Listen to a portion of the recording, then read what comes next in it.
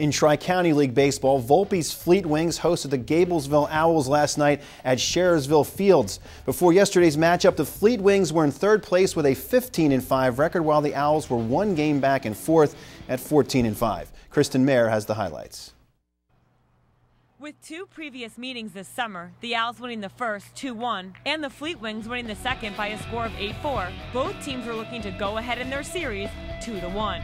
Scott Belaski was on the mound for Volpe, and after making a diving catch for the second out in the top of the second, he ends the inning by sitting down Chris Fusco on strikes. In the bottom of the third, the Fleetwings start a rally as Matt Swatsky comes to the plate with one on and one out. He singles into center field as Mike Kudwati scores.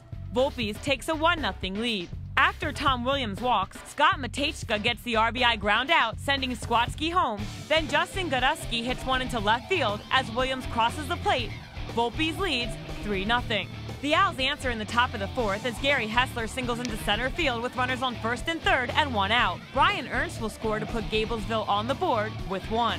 Then Ryan Mark hits a double play ball to the shortstop. Hessler's out at second, but Mark beats the throw to first as Jarrett Trout scores from third. The Owls trail by one. It's 3-2. But Volpe's Belaski gets out of the inning as he strikes out Chris Fusco. The Owls put runners on base again in the top of the fifth, but can't put a run on the board as Belaski gets another K, and Matt Danner pops up in the infield to end the inning. In the top of the sixth, Gabelsville puts runners on first and third with one out, but Volpe's catcher Jeremy Arner is right on the money with his throw to third to pick off Ryan Mark. The Fleetwings hold on to defeat the Owls 3-2 and improve to 16-5 on the season. We scored some runs in bunches there in the one inning, but my catcher Jeremy Arner did a good job behind the plate, just calling good pitches, and we did enough to get it. It's always great to Gabelsville. We have a losing record over the years against them. They're always tough, so we were fortunate to have a big inning, get 3 runs, and hold them to 2 is really a compliment to Belaski. Threw well.